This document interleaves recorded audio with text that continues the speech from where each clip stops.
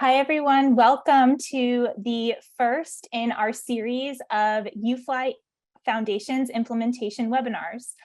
Tonight's webinar will include an overview of the UFLI Foundations manual, the lesson steps, and our free online resources. This webinar is being recorded, and the recording will be available on the UFLI Foundations website after tonight. Before we start, a few logistics. So first, I'm sure many of you are anxiously awaiting the manuals you've ordered. So if you have questions about your order status, please contact our publisher, Ventris Learning. Their contact information is available on their website. And one more logistic before we begin.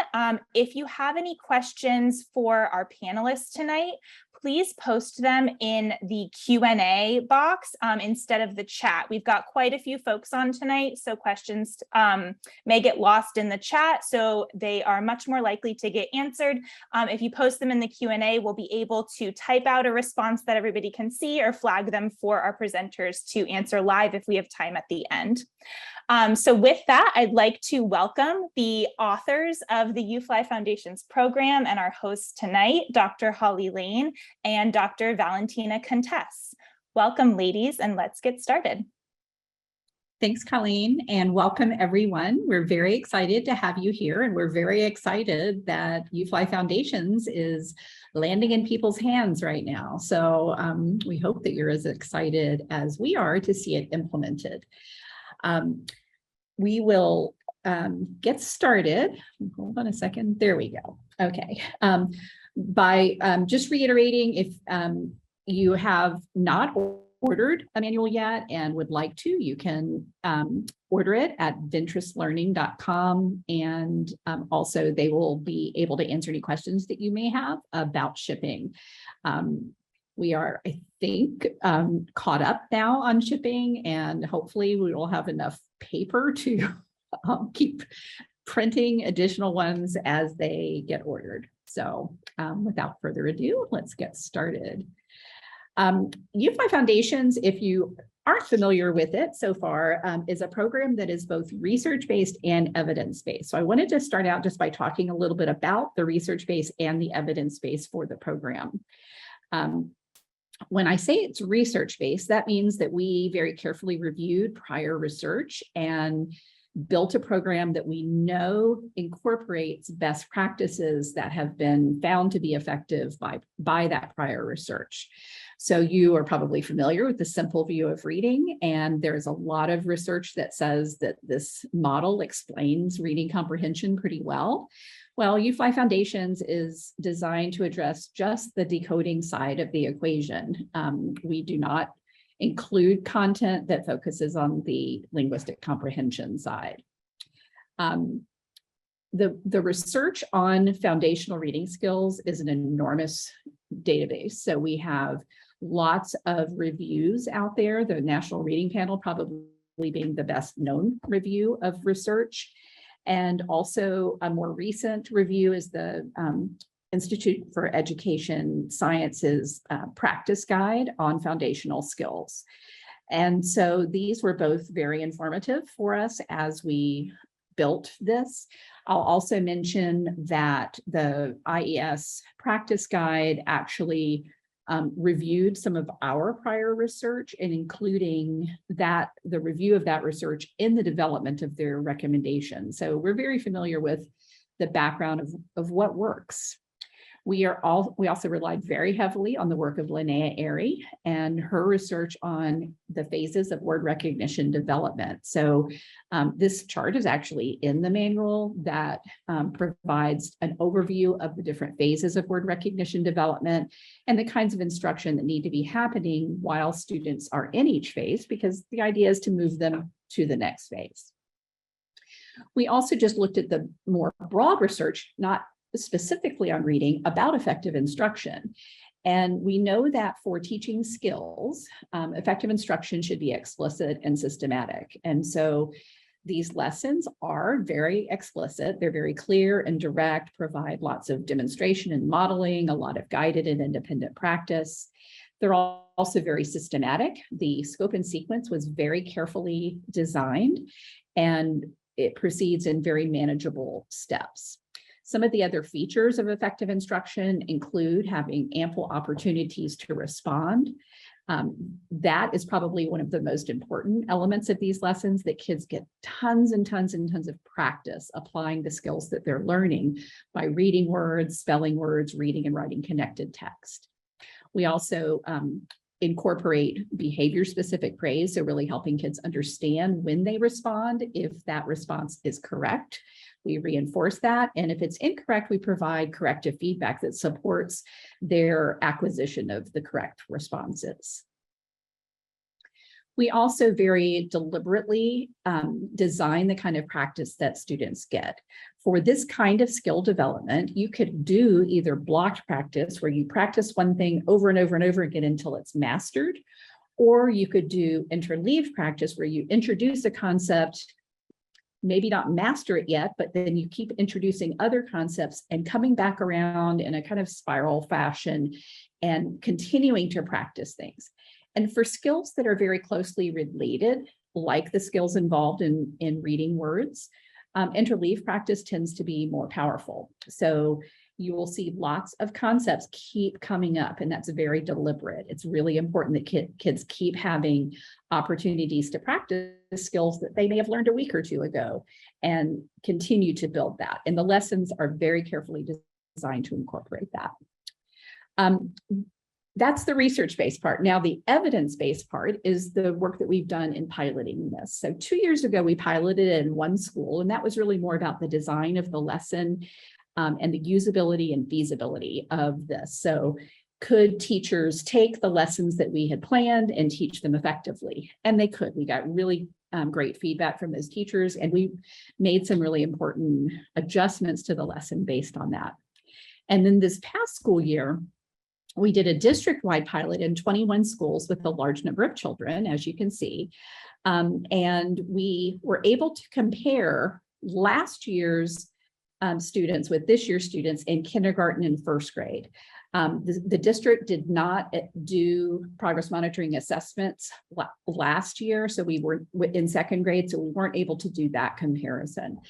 But the kindergarten 2 years ago, and the kindergarten in this past year, and then the same with first grade, we did that comparison using dibbles. And in each case, we saw that they were starting this past year lower than previous years, and they finished the year better than previous years. And that was true for all of the different dibbles measures. But one of the things that we were most excited about was when we calculated the effect sizes. You're probably familiar with this barometer of effect sizes from Hattie's work. And the idea that you want to have an effect size of at least a 0.4 to be considered a desired effect. Well, when we calculated the effect sizes from our district-wide pilot, we were literally off the Hattie chart. Our kindergarten effect sizes ranged from 1.2 to 1.44, and our first grade effect sizes ranged from 1.42 to 2.04. So we were even surprised that it was that effective. We were very, very pleased with the kinds of results that we were seeing. So now we can say with confidence that UFLI is both research-based and evidence-based. One of the things that we find especially important is how this fits into a plan for professional learning. In the manual, one of the things that we're very proud of is that we have provided really strong background knowledge building for teachers. So the first parts of the manual are really designed to provide you with the background knowledge that you need to teach foundational skills effectively. Now, the intended effect of professional learning is this diagram that you see. Professional learning, the idea behind doing PD is that it's going to improve classroom practice, which will in turn improve student outcomes. But what we know is that actually almost never happens. What we see is professional development leads to better knowledge, but that knowledge very seldom gets translated into practice. And so what we call that is the research to practice gap. And this is a very big problem in education in general, is that what we are learning about things are getting implemented effectively. So one of the things that we figured out through this process is that if we target the professional learning activities and we accompany that with an educative curriculum. We consider UFLI Foundations to be an educative curriculum. And by that, I mean that by teaching these lessons, you will actually learn more about teaching reading. And when we see that these two things combined, that research to practice gap disappears. And that's evidenced in our district-wide pilot, that by doing these lessons, we saw really dramatic changes in classroom practice. And those practices, those improved classroom practices led to improved student outcomes. So we are going to be launching some online professional development that goes a little bit deeper than what the manual provides. And so this is something that will be available soon. You'll be hearing about this. We'll be announcing this on our social media and our website as well. But there are modules. We have actually some districts piloting this right now, this professional learning on these different topics. And this is a little bit more enhanced version of the background knowledge building that's in the manual. So this takes about 6 hours to complete, and it's completely asynchronous. So if you're interested in that, stay tuned. We'll be giving more information out about this soon. So let's dive into the manual itself, and we want to make sure that you're familiar with all the different parts of it, and then we're going to take you through the lesson steps very, very briefly. But keep in mind that we're going to have follow-up webinars starting as soon as next week, where we will go into the lesson steps in a lot more detail. But this will give you an overview and where to find all the different materials. So the first part of the lesson of the UFLI Foundations manual really gets into this, the implementation. And did I say the first part? The implementation section gets into all of this information, the scope and sequence, and how to prepare for teaching the lessons, actually how to go through each step. And then there's a lot of other resources available. So in this section of the manual, this breaks down the different components of the program. And so as I go through the different parts of the manual, you'll see the little page number over there to indicate what to look for. So one of the first things that you'll see on page 16 is the breakdown, our suggested breakdown of the 90-minute reading block. UFLI Foundations is designed to be administered or to be delivered in whole group. That's how we piloted it, and that's the data that you saw came from that implementation. But we have also seen teachers implement it in small group and even one-on-one with really good effects too. But we haven't systematically studied that. And I'm always reluctant to recommend something that I haven't actually got data on. So you see a lot of programs out there that get published and sold to teachers when there's never been a study of it. And I don't feel comfortable with that.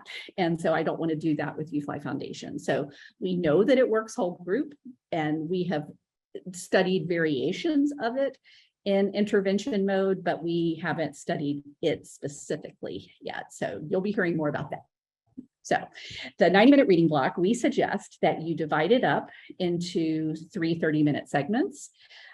With 30 minutes devoted to your phonics instruction, your decoding side of that simple view equation. With the other part, the other 30 minutes devoted to language comprehension.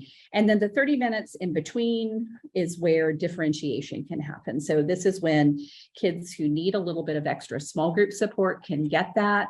This is when you can implement the center activities that we provide.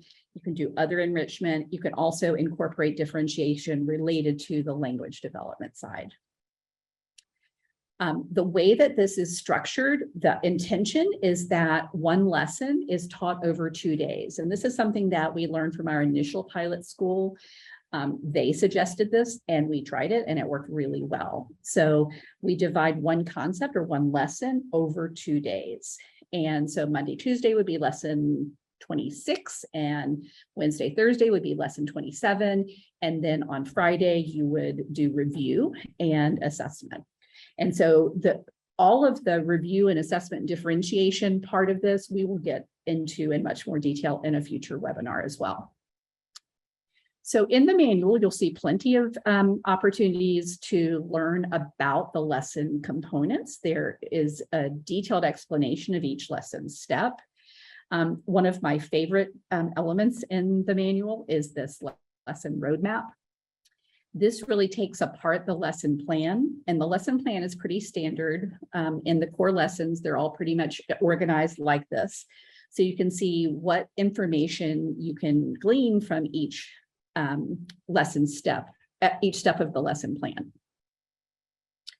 So in the instructional materials, one of the key things that you'll find is the scope and sequence. The scope and sequence is designed intentionally as one continuous scope and sequence to cover all of the decoding, encoding skills that kids need from the beginning of kindergarten through the end of second grade.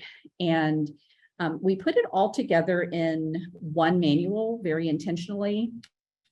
First, we don't think that you should have to spend money to buy 3 separate manuals. Second, we know that a kindergarten teacher might have kids who are more advanced beyond what would normally go in a kindergarten manual, and second grade teacher might have kids who are struggling and need some review of skills that might be appropriate for typically for kindergarten and first grade. So we wanted to give you access to all of those things. But in addition to the overall scope and sequence, we do have a suggested lesson sequence for each grade level. You are obviously quite free to teach lessons beyond your grade level suggested sequence, but this has worked well in our pilot schools to implement the ones that are indicated. So this is the kindergarten sequence. This is the first grade sequence, and you'll probably notice there's some overlap between the kindergarten and first grade. And then second grade actually has some of those same lessons as well. But then it moves on to more advanced skills. So if you have older students, maybe 3rd, 4th, 5th grade students who still don't have these skills, that's one of the questions we hear a lot. Is it an appropriate thing? The content is perfectly appropriate to use with older students who don't have these skills. So it would probably not be as appropriate for whole class instruction in those grade levels if you have kids who are more on grade level. But for intervention, absolutely. So the lessons are organized into 2 main groups. There are 10 lessons actually at the very beginning called Getting Ready, lessons A through J. And the idea behind those is we're introducing kids to the sound wall idea, and we're introducing the alphabet knowledge and letter formation. So depending on what grade level you're teaching, you may choose just to do the sound wall part of these lessons, or you might choose to do the letter formation as review if your kids maybe aren't really firm in their alphabet knowledge and letter formation. But for kindergarten, you're probably going to do all of these lessons in their entirety. This is also the period where we suggest that you spend time building instructional routines and teaching kids how to manage the materials. So you'll be using things like a dry erase board and marker to kids know how to erase the board quickly so it doesn't slow down the lesson pace. Do they know how to put the cat back on the marker so they don't have to have a new marker every day because it's dried out? Those kinds of things, getting their magnetic letters out and arranged so that they can do word work with them. So the Getting Ready lessons have those 2 sections, and throughout these lessons, there is a lot of what we call recommended teacher language. You can read these exactly as they are, but you don't have to consider that you're following the script exactly. If you want to alter it in some way to make it feel more natural, that's fine. Just make sure that what you say conveys exactly the same message, because that part is really important. Personally, when I use these, I prefer just reading the lessons because I don't have to think of how to explain these concepts. Each of the lessons has an accompanying slide deck, and we'll talk a little bit more about about that later on and how to find those. But the getting ready lessons, because they're very limited and just introducing the sound wall concepts and the letter formation. This is an early one that is just working on basic strokes, not actual letters yet. But then later on in these, you're actually forming letters and practicing doing those. Those are all built into the slides.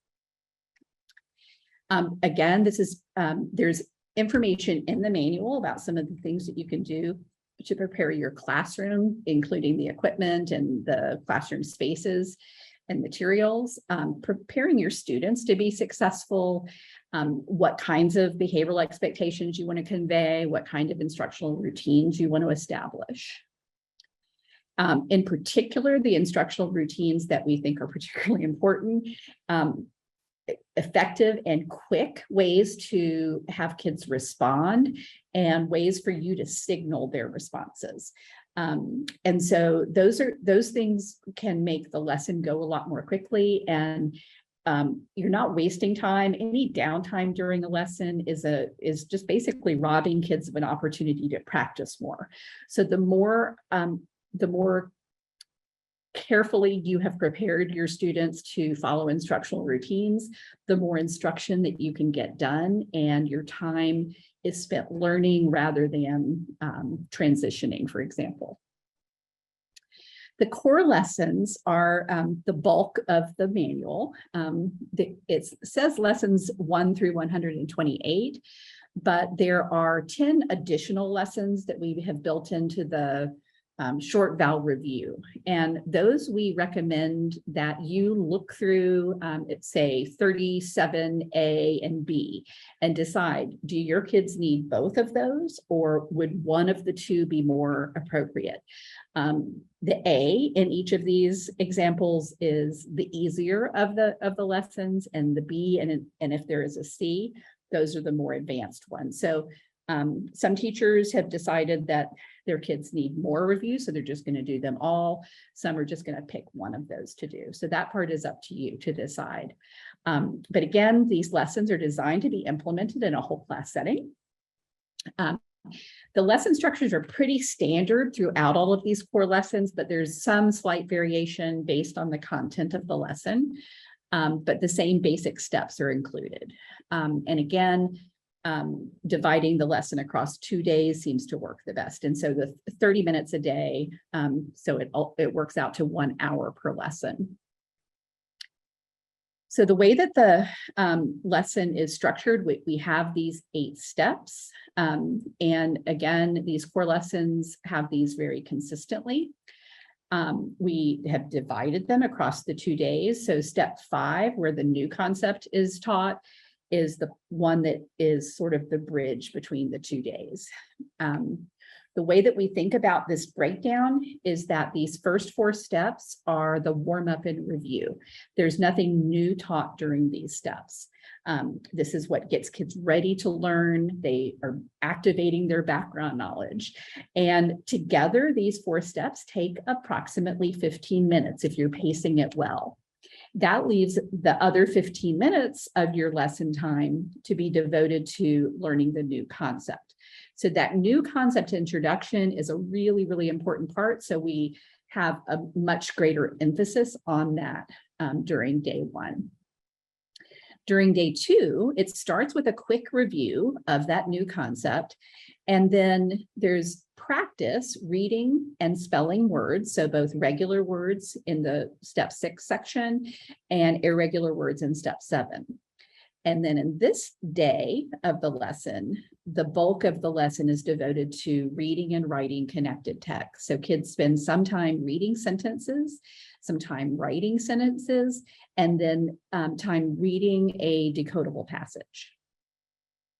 So here's what the lesson looks like again. And so you can see each of the 8 steps listed out. And in these 8 steps, there are some pretty important pieces. We have on most lessons, there's an instructional note section, and that's anything about that lesson that's important for you to note before you teach the lesson. because these are so already planned out, there's not a whole lot of work to do other than just reading through the lesson plan just to make sure that there's nothing that you need to learn more about before you teach. But each of the lesson steps follows pretty much the same basic sequence. Step 5 is the only part of the core lessons that has the recommended teacher language written out. The rest is just the material that you'll need to teach that step. Here's an example of a little bit more advanced lesson. This one is about morphemes, so the suffixes to ER, OR, and IST. And you can see there are slight changes in the lesson format. So for example, the words in step 1 are now multisyllabic words. So there are differences like that change, things that change across the lessons, but those changes are pretty minor and it's pretty clear why they are there. So the manual also includes some other features that we really like. There's a detailed scope and sequence. So one of the nice things about that, you have the scope and sequence that I already shared, but on this one, you can see some additional important information. So for each of the concepts, for the grapheme phoneme correspondences that are taught, it provides a keyword. And also the grapheme placement, where in a word or in a syllable can that particular grapheme appear? Some can only appear at the beginning or the middle, some can only appear at the end, and so forth. And so that's built into the lesson, an explanation of that, but it's a nice reference to have here. Any new irregular words that are introduced are listed here, and we include temporarily irregular words. So what we mean by that is a word that if it has an asterisk next to it, it means it's a word that is decodable, but kids who are going through this scope and sequence haven't yet learned the grapheme phoneme correspondences that they need in order to read that word. So at that point, they're learning it as an irregular word, but we consider it temporarily irregular. Another feature that teachers requested, so we included in here, was where other high frequency words are addressed. So these high frequency words are both regular and irregular words that are included on the Dolch list and the Fry list. And some of these are included in the lesson, not all of them, but these are high frequency words that kids should be able to read at that point in the scope and sequence. They've learned the skills necessary to decode that word. So that's really helpful when you're planning other kinds of practice and maybe you want to write your own sentence to dictate for kids to spell. Well, you can look back at these high frequency word lists and figure out some of the words that could be useful to have there. We also have in one little section a listing of all the grapheme phoneme correspondences taught. So these are the phonemes in the order that they're introduced, and then the graphemes that are taught to correspond with those, and the lesson number for each connection. So the articulatory gesture explanation is right here as well. It just makes it nice to have all of this in one place. So if you need to go back and review the articulatory gesture with a kid who's struggling, you don't have to find that lesson. You can just turn to this reference. Here's a little closer up version of that resource as an example for the phoneme.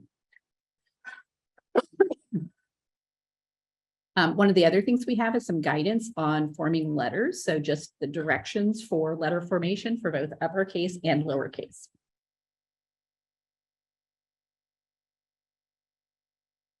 And I actually love this part. This is the glossary. If you are new to the science of reading, some of the terminology may be new to you. And this is just a helpful reference for nerds like us. So one of the things that's really important is that we have, in addition to the manual itself, other materials that you'll need to teach. Not very many, but we want to make them make it as clear and as available as we can. So obviously you'll need the lesson plan. You'll also need sound wall of some kind. And so the sound wall pictures are embedded in the lesson slides. We are also going to be releasing a sound wall very soon. We're going to have one that you can print out, or a nicer quality one that you can, with a little bit more information in it, that you will be able to purchase from our publisher. So those are both things that will be coming very soon. You will also need manipulative letters of some kind. We recommend that you have magnetic letters, but it's also nice to have other alternatives like the WordWork mat. You'll need each child. So for the manipulative letters, you need one of those sets for each child to be able to manipulate the letters. You also need to have a writing surface and a writing utensil for each child. We've had in several of our pilot classrooms, the writing surface is the kid's desk or their table, and they just use a dry erase marker on it and erase that. But having something, a dry erase board, some sort of writing paper. All of the other materials that you'll need are available on the UFLI Foundations toolbox. So this is on our website. And all of the things here are downloadable. So one of the things that you will be able to find is printable resources, and this is where the links to the UFLI apps are. We are going to also be posting video support, so these webinars will be there, but also support for actually implementing each lesson. You will also have information for parents, so home support as well. So we have home support that is connected to each lesson, but then there's some general guides and a little bit of video support for parents on how to implement some of those home activities. The lesson resources include the apps. So you may already be familiar with the UFLI apps. We have two versions of the WordWork mat, one while kids are just doing the basic alphabet. And then once they get into more advanced skills, we have the intermediate WordWork mat. These can be either on your touch screen, your smartboard, if you have an interactive whiteboard, or if you have individual student devices, these can be loaded onto tablets or Chromebooks.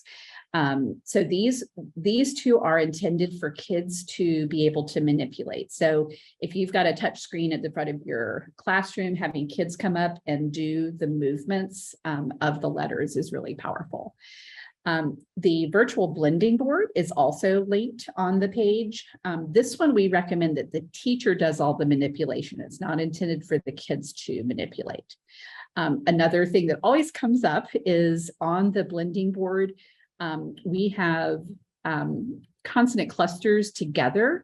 That's simply because of how the app works.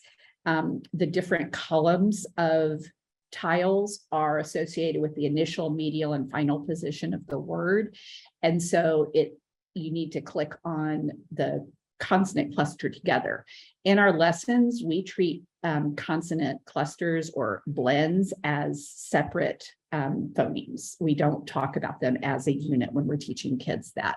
Again, that's another reason why it's better for the teacher to do the manipulation on the blending board.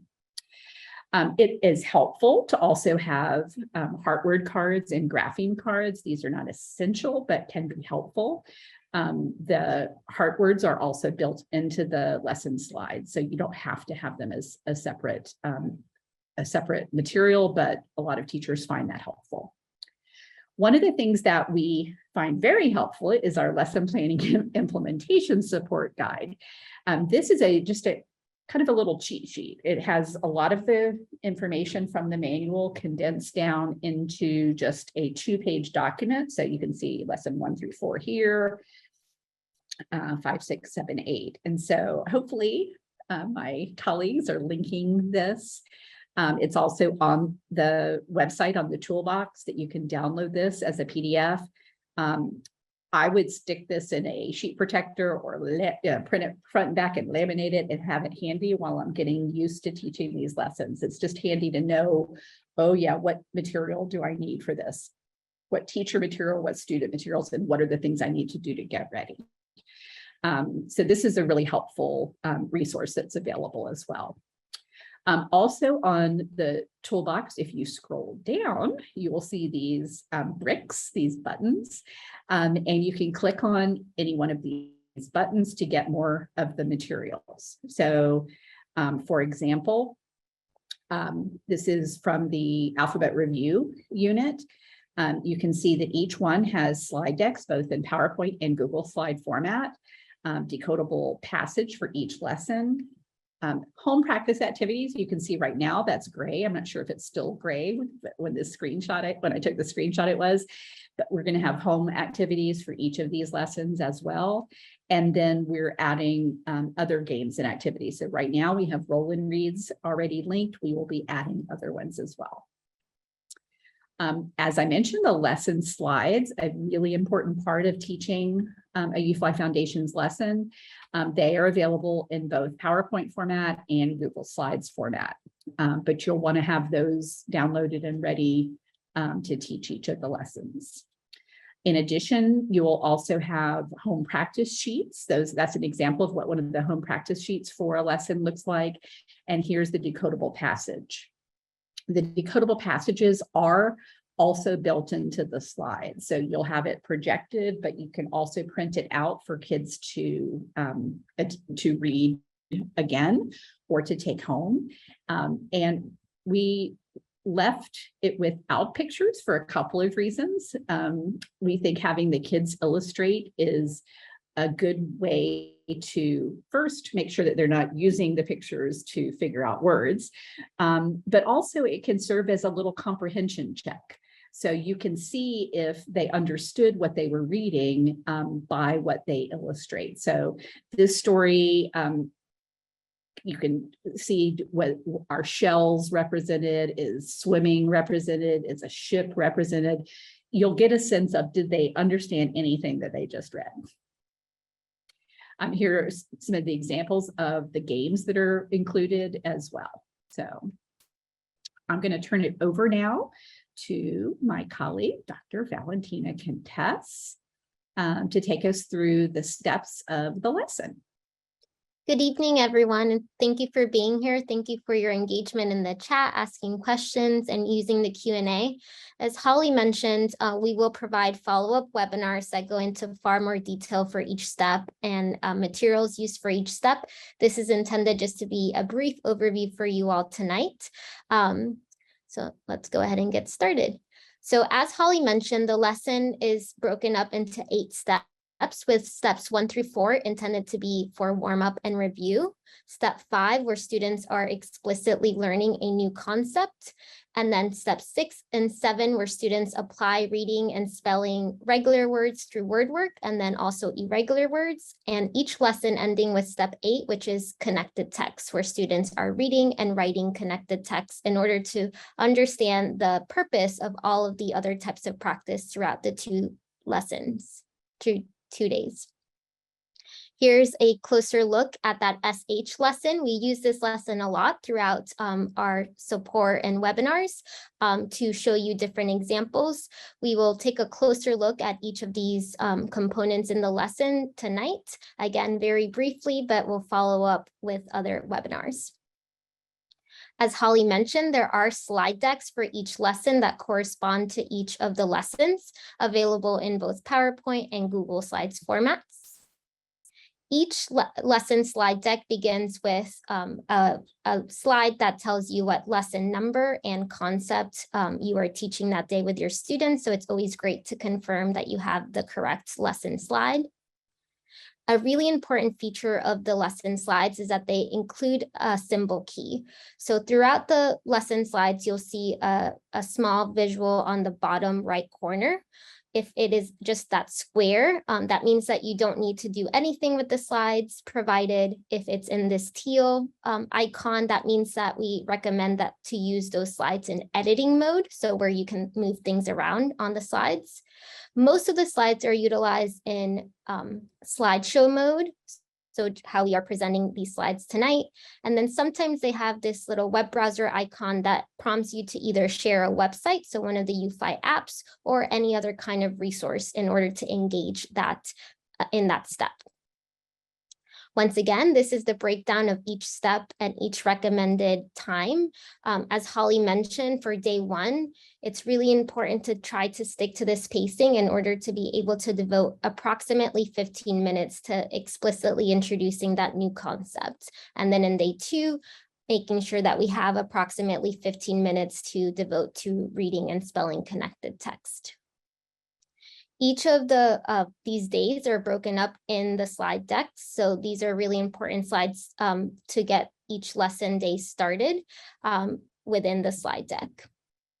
Now we'll again very quickly talk about each step and just have a brief introduction to the materials used for each step.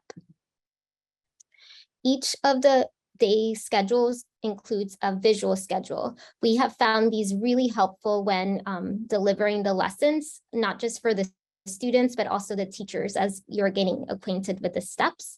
And so these are built into the lesson slides as checklists as you complete activities with your students. So for day one, the activities are that phonemic awareness warm-up, a visual drill, an auditory drill, a blending drill, and then that new concept introduction.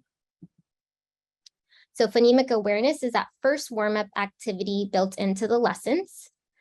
And for this, this is a very quick step that should take approximately 2 minutes. For teacher materials, all you will need is the information on your lesson plan, and students are just engaging by listening and responding orally. In the lessons, you'll see that the focus of this step and this warm-up is blending and segmenting phonemes.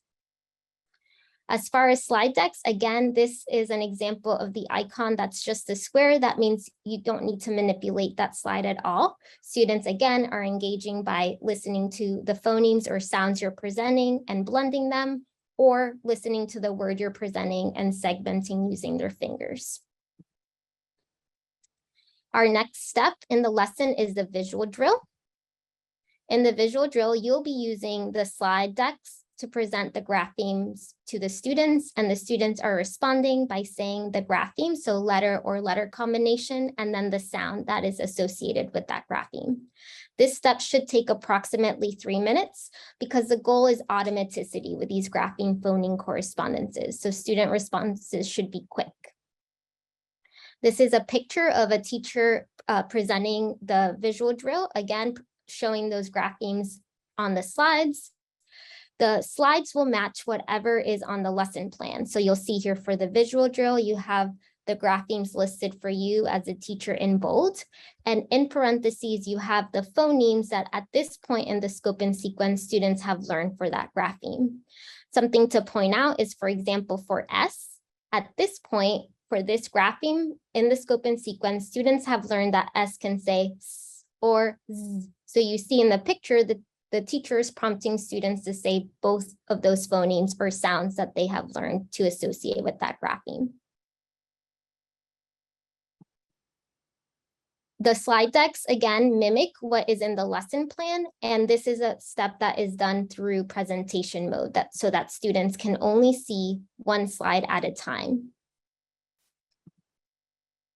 The next step is the auditory drill.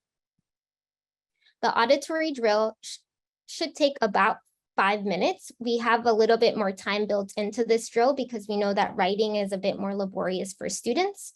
For this, you don't need any materials besides your lesson plan. You're presenting phonemes or sounds for the students to then repeat and then connect to the graphemes that they know for that sound. So they do need something to write with, and our recommendation is whiteboard with marker or paper pencil if that's not available to you. Here's an image of students responding on whiteboards. For example, the phoneme presented was oi. So students are writing the 2 graphemes that they know for that phoneme or sound, oi. In the lesson plan, you'll see the phonemes are in bold. So these are the sounds that you are presenting to students. And in the parentheses, you'll see any grapheme that the student has learned to associate with that phoneme. So a great example for this is for the sound k. students have now learned that C can make that sound, K, and just recently CK. So when they're responding in this auditory drill, they're presenting all three spellings for that sound that they know. Here's some more pictures of students responding. So some teachers have preference of their students writing on the table, whiteboards, or even just plastic sleeves with cardstock in them. The next step for warm-up is the blending drill. So the visual drill and the auditory drill help with students' automaticity of graphing phoneme correspondences. The goal of the blending drill is to build automaticity with decoding now. This step should take approximately 5 minutes. As far as teacher materials, you'll be utilizing the UFLI Blending Board app, which is linked on our toolbox, and also the word chain that is provided in the lesson plan. And students are responding by segmenting the sounds and then blending the sounds. For example, if the word presented was snack, the students would say snack, snack. Again, on the left, you see what is provided on the lesson plan for the blending drill. So you'll have a word chain that includes words with previously taught concepts. So the idea with the blending drill is that it only reviews concepts that the students have already been introduced to. Below it, you'll see a grid that helps you set up the blending board in order to provide these words on the word chain for students. One thing you'll notice is that CK is bolded. CK is a concept that got taught right before this current lesson, so that's a very important concept to review in this lesson, as you can see here by the words with CK built into the word chain. If you don't have the blending board app available to you, or if you're still learning how to use it, you can provide the words with graphing cards on a pocket chart or simply written on the whiteboard. The important part is that you're presenting words for students to practice decoding, and that you're presenting the words and they are just focusing on decoding or reading these words in order to build automaticity with decoding. Again, the lesson slides for this step will prompt you to exit the slides and pull up the blending board app. Next is the new concept introduction. So like Holly mentioned, a very important part of the program is that we are providing explicit instruction to new concepts. And so this step should take approximately 15 minutes. For you as a teacher, you'll be utilizing the lesson slides to guide your students through this explicit introduction and practice with the new concept. As far as student materials, students will just need something to write with when they get to the spelling step. The lesson has a very explicit introduction. So this is teacher suggested language to introduce the concept. The new concept introduction to graphemes always includes teaching what, can you all still hear me? Yes. Okay, thank you. Something's happening with my computer. So this new concept introduction always connects to previously taught concepts that may connect to this new concept. For example, as students are learning this new concept of SH, they have already learned CK, so it makes that connection. It explicitly teaches the grapheme phoneme correspondence with a keyword, like you see here with sheep. And then it explicitly discusses the placement of this grapheme phoneme correspondence. For example, SH can go at the beginning of the word, and SH can also go at the end of the word. And students are always presented with example words to show that placement. Another very important feature of the new concept introduction is that it includes discussion of the articulatory gesture, and also, again, presents sound wall tools related to discussion of the phoneme. In the earlier lessons, in the alphabet lessons, there are letter formation slides built in. For later lessons like SH, most lessons will say practice letter formation as needed. One thing we're very excited in the alphabet unit is that we have built in GIFs for you to use during guided practice of letter formation. So let's see if it will work. Yes, on the PowerPoint, it will loop through so students can see the model of that letter on the board while you walk around to provide corrective feedback. So we're very excited about that because us as teachers always felt like it was really hard to provide feedback related to letter formation if we were on the board guiding students through this practice. So we hope you're equally as excited about these. Our team worked very hard to figure out a way to do this. A really critical part of course, the new concept introduction is ensuring that students are getting a lot of practice reading and spelling words with this new concept.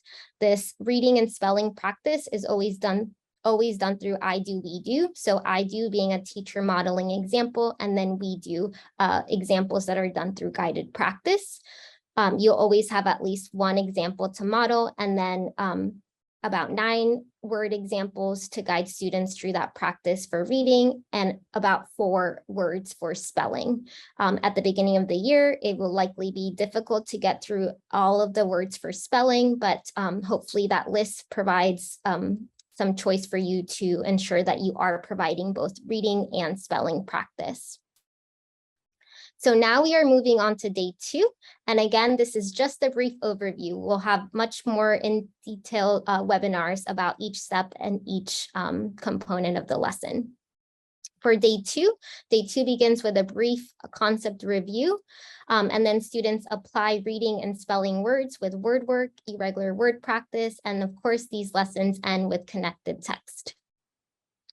For the new concept review, all you will need are lesson slides, and students are just engaging with this, with the slides, and this should take approximately 3 minutes.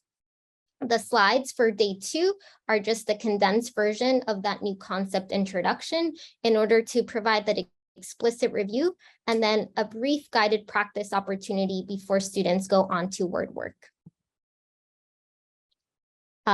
Word work step is where students are utilizing some form of manipulative letters. So you can use the Word Work Mat app, or students can use individual manipulative letters like magnetic letters or letter tiles.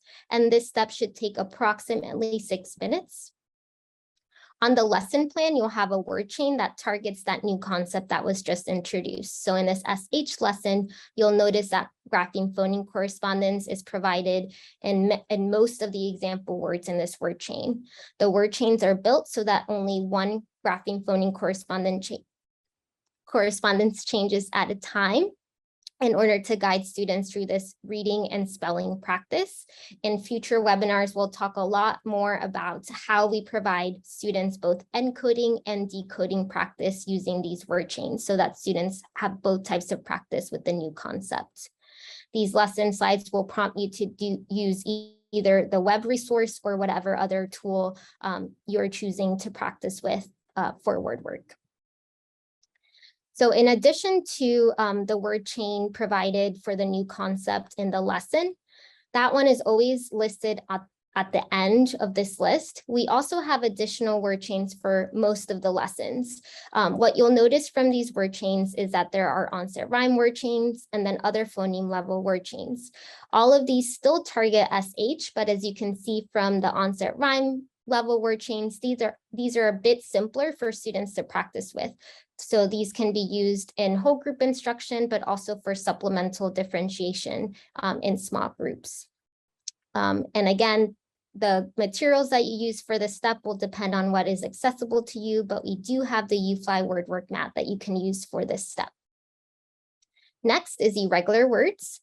For irregular words, you will be utilizing the lesson slides, and students will need something to write with when they get to practicing spelling of these words. And this step should take approximately 6 minutes.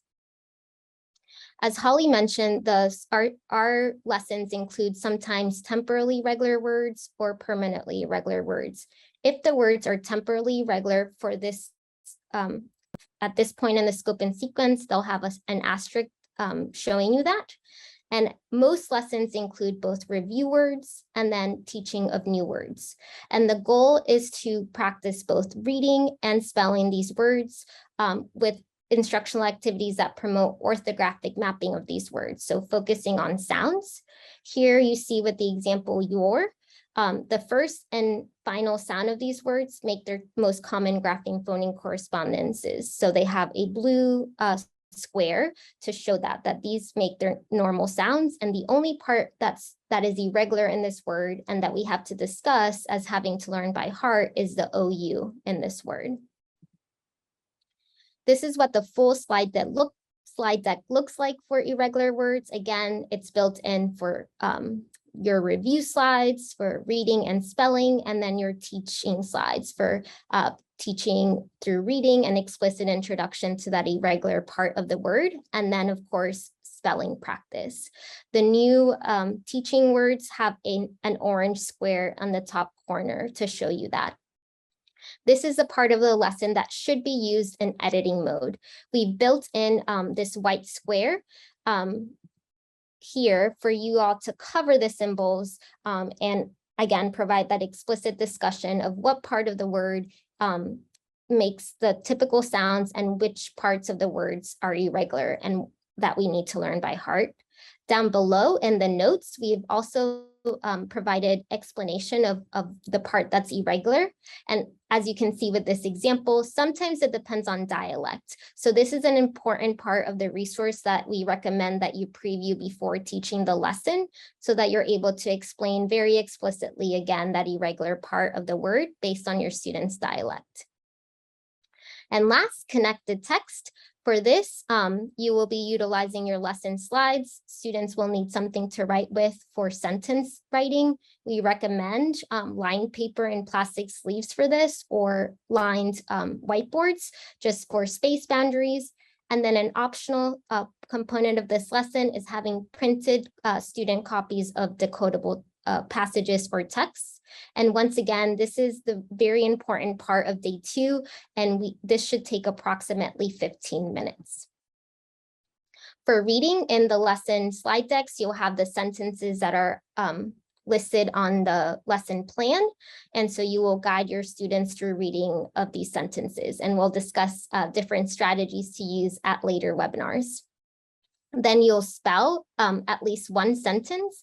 As you can see for both the reading and spelling sentences, these sentences incorporate the new concept, but also the new irregular words whenever possible. So these sentences for both reading and spelling really help students apply these concepts in connected text.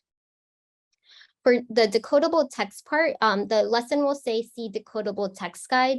We are working on finalizing this decodable text guide, and it will be available on the UFLI Foundations toolbox. We do have printable UFLI passages that Holly described earlier. And these same passages, the text is built into your lesson slides so that you can guide your students through on the board. This is just a small picture of what the decodable text guide will look like. And what we've done is aligned it not just to our UFLI passages, but also other series of decodable text. Our goal is to ensure that you have enough practice materials to provide your students a lot of practice, again, applying these concepts in connected text. Here's another look at our lesson. Again, this has all the information that you will need to teach the lesson with those accompanying digital resources. And when we wanted to point out once again, those additional word chains that are embedded in the lessons. Up top on the second page of the lessons, you'll always see high frequency words addressed. And so these can be regular high frequency words or irregular high frequency words. So you'll see here listed Dolch and Fry words, and the words she and we in this lesson, as you saw, were taught as irregular words. But now the word wish, which is a high frequency word, is fully decodable or regular for the students based on learning that SH concept. So hopefully this will help guide those of you using Dolch and Fry words. And the key thing here is that students don't need to learn these words through visual memorization. Now they have the skills to read them based on the practice in this lesson. And then one of our favorite parts of the lesson is these word lists that target the new concept, but are controlled so that they only include concepts that have been taught so far in the scope and sequence. And so these are the word lists that we're utilizing to create additional resources like the roll and read, but that you can also use for additional practice for differentiation in small groups. Speaking of small groups, towards the end of the manual, we have progress monitoring spelling assessment information.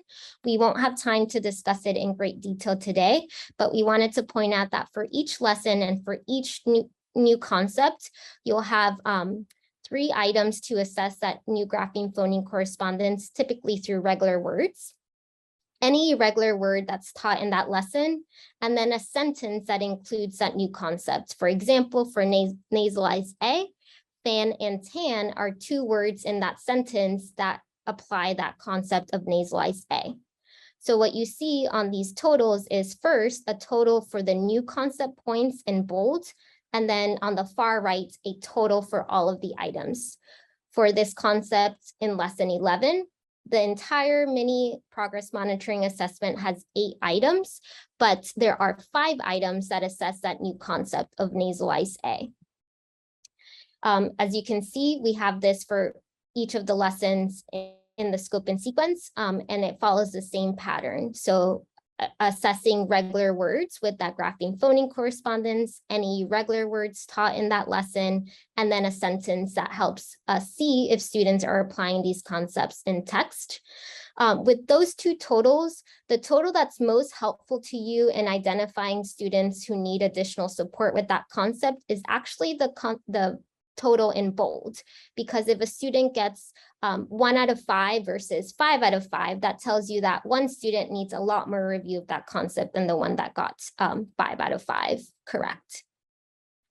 There's a lot more information related to progress monitoring in the manual for those of you who have that already in your hands. So you can find that towards the back of the manual, along with information about, once again, how to use that new concept total points in order to plan very targeted small group instruction. And the main takeaway here and in the manual is that not all students need the same thing in small group support. Some students need a lot more practice and review with the concept than students. And some students may not need any additional practice at all. The practice built into the lessons themselves is plenty for them to master the concepts. This chart is in your manual. So this chart provides just an example of how to use that progress monitoring data to plan small group instruction, utilizing the activities that students are already used to from the whole group lessons. And so once again, we will provide another webinar that talks about this in more detail. And now I will hand it off back to my colleague, Dr. Lane.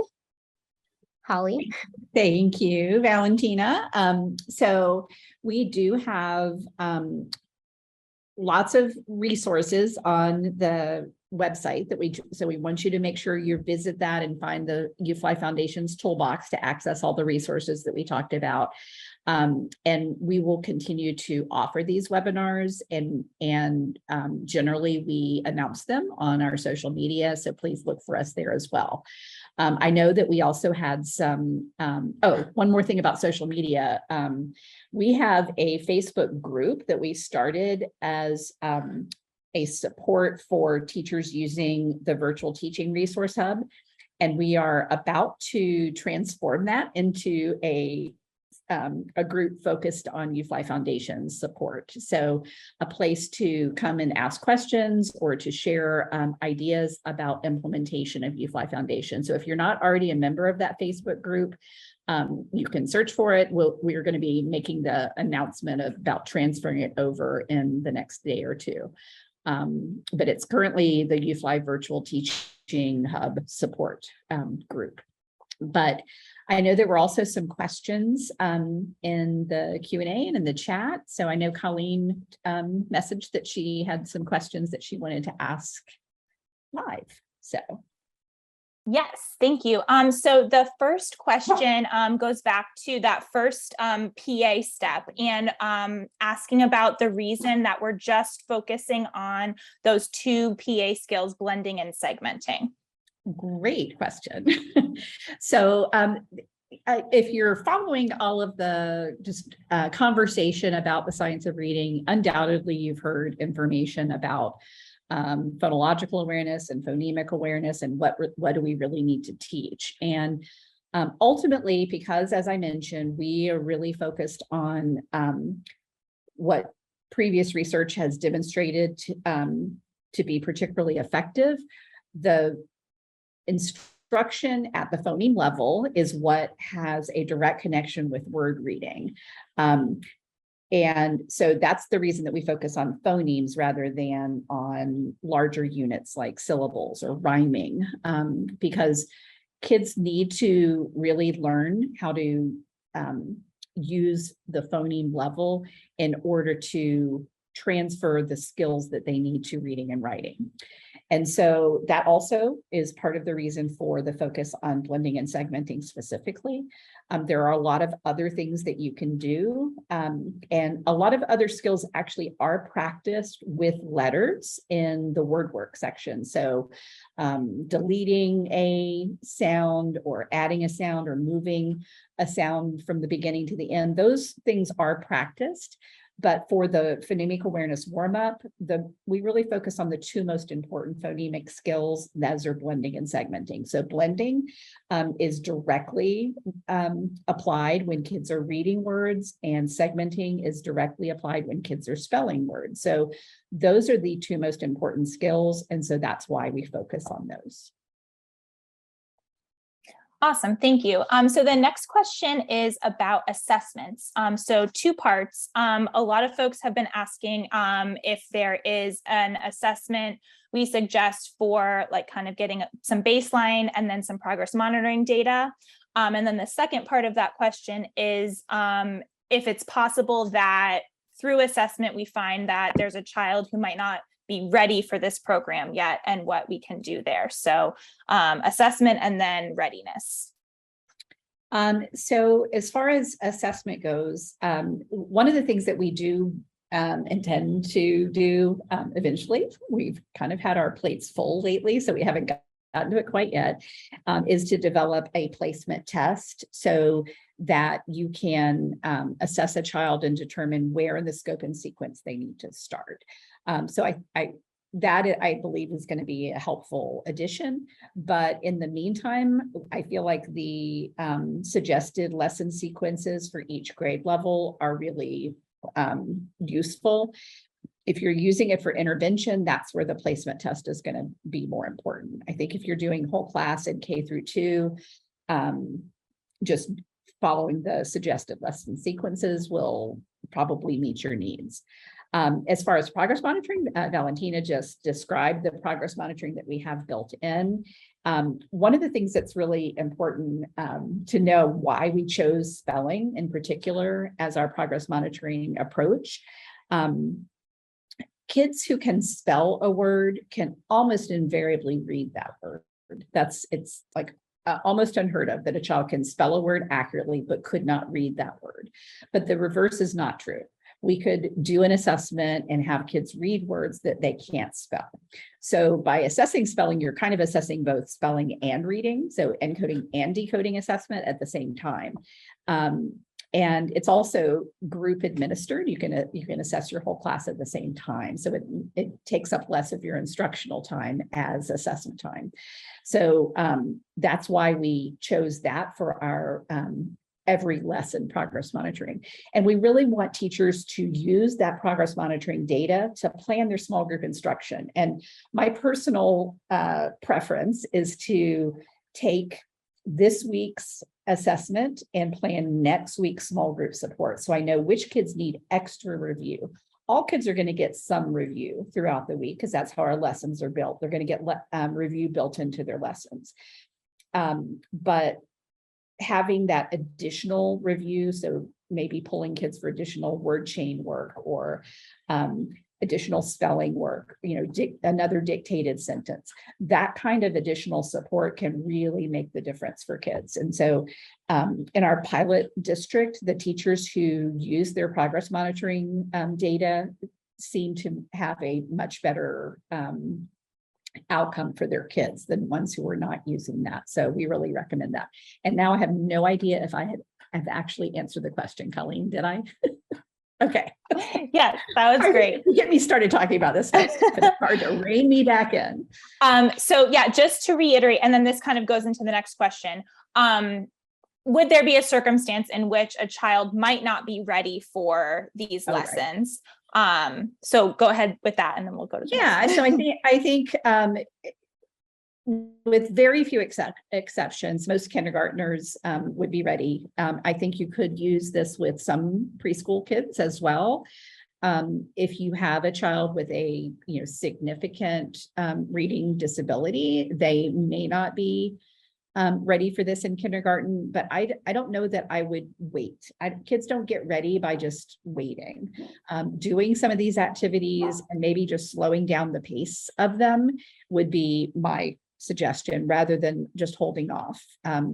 It might be that you do spread a lesson out over a week and do 2 steps a day or something else rather than just holding off and not starting the instruction just because you feel like they're not ready. Readiness is kind of a really difficult thing to pinpoint. And I think that we give it too much power in our planning for kids, that the way to get kids ready is to start working on these activities.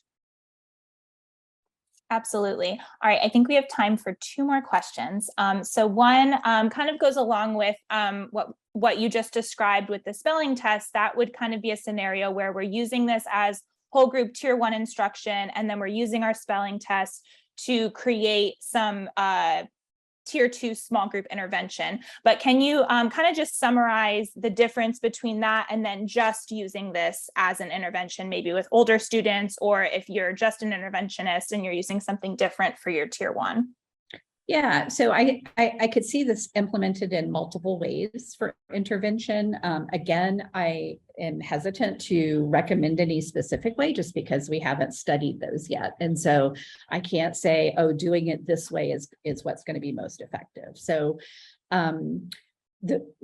we have another model that is very similar to this that we do one-on-one with kids with dyslexia. And I would feel comfortable substituting these lesson steps for the steps that we have in that model. There's very much overlap as it is, and the things that are different, I don't feel like are important differences. And that model we have shown to be effective. We do have evidence of effectiveness. So I feel comfortable saying that if you're doing this one-on-one with a child who's struggling, you would probably be able to, a skilled teacher would be able to notice where it needs tweaking for that child. You could do an entire lesson in one sitting with an older student. Some of the activities that might take a kindergartner a long time, just because, for example, their fine motor skills make it hard for them to spell a sentence out. And they need lots of support for that. Where if you're working with a 4th grader, they can probably do that part much more quickly, even though they are struggling with the skills. So I think there's lots of ways that it could be adapted. We are piloting it this year in several settings as an intervention with 3rd through 5th graders. And so we're really excited to assess the effectiveness of it in that setting. But I think there's a lot of possibilities for it to be implemented as intervention. Great. Okay, so we have time for one more question, and I'm seeing a lot more questions come in as we're talking. So just as a reminder, this is the first of a series of webinars. So if you didn't get all your questions asked tonight, be sure to tune back in with us and be sure to look at the website, because we are constantly posting more resources and guidance and help, and also email us with any specific questions or if you'd like to collaborate. So the last question for tonight is about the kind of debate that's been stirring lately about print to speech versus speech to print. And are we a print to speech or a speech to print? And for those who might not be in the loop, what is that debate about, and where do we kind of fall in there? That's a really good question, because in my mind, this is an unnecessary debate. It is not something that most researchers really talk about as an issue. Every lesson should have both directions happening. You should have kids take print and read it. That's print to speech. And you should have kids hear speech and write it. That's speech to print. The organization of our lessons is organized around phonemes. We introduce a phoneme and then we introduce different ways to spell that. So you could call it speech to print in that regard. We also do quite a bit of work on the grapheme itself. So some people will say that that makes it print to speech. This is not, to me, a serious question. I know some people are very invested in calling programs one or the other, but this is not something that most, I've talked with a lot of my researcher colleagues about this, and they just kind of shrug and say, what's the point? Instruction needs to have both things happening. So it's not a debate in most circles. Great. Awesome. Well, thank you so much. And thank you again to everybody for joining us. We will have the recording available on our website. Be sure to follow us, sign up for alerts, and we will see you next time. Thanks so much for joining us.